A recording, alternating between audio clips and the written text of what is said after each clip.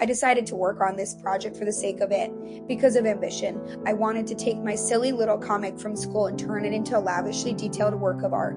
Every frame of painting comes to mind. When I first started working on this project, I envisioned something much greater than what I had produced. I had to refrain from adding details in the interest of time because I did not have that much time. However, now that school is over, I have moved to a new province and I am unemployed. I have all the time in the world to work on artistic projects like this that would normally be sidelined and use them to build my new channel, which I hope to use to build my career. This project took me a long time, partly because it has lots of moving parts. There is a lot of detail I want to include. I also got a little bit overwhelmed with the enormity of the task.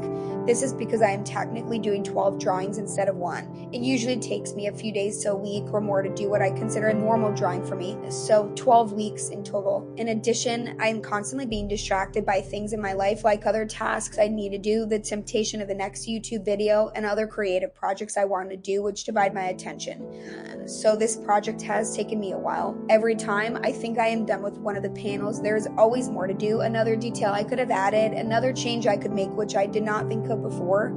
Of course, I am not starting from scratch as I have the template for the comic all figured out and the basic architecture of the comic done from my time in school. I feel pretty happy now that this project is completed. I worked on this project not because I had to, but because I wanted to. The first 3 or 4 panels of this comic are a bit dull in my opinion. I tried my best to do shading and detail to give it a bit more realism. However, I ran out of ideas as to how to make the first couple of panels interesting.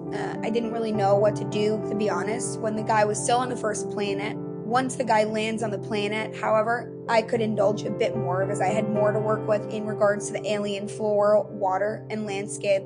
Maybe that's because this planet is more Earth-like, so I have a greater mental library to draw ideas from. This is a part of the comic where I could really go in and bring the plants to life. But this was both a blessing and a curse, as those damn trees took what felt like forever. I got the idea to use cross-hatching because I thought it would look better than cell shading.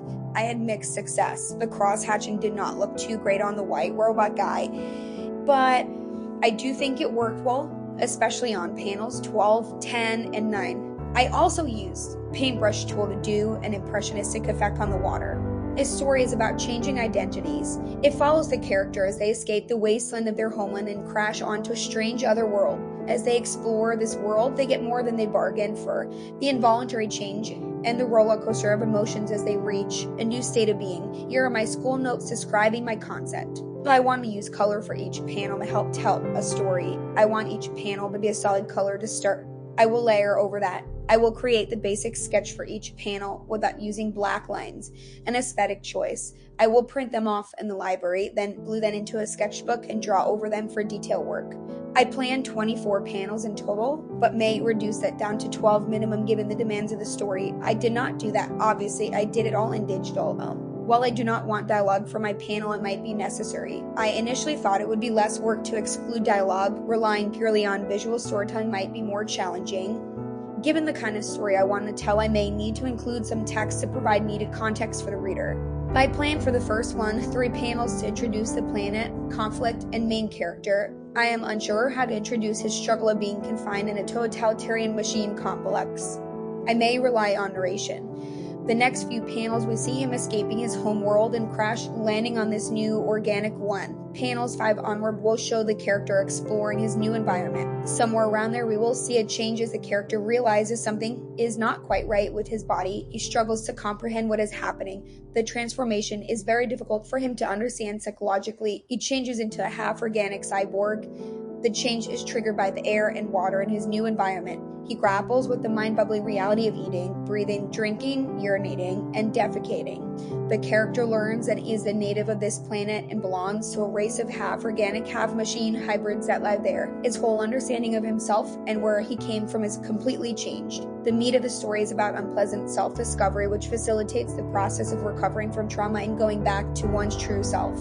The story ends with him coming to terms with all this and living on his true homeworld.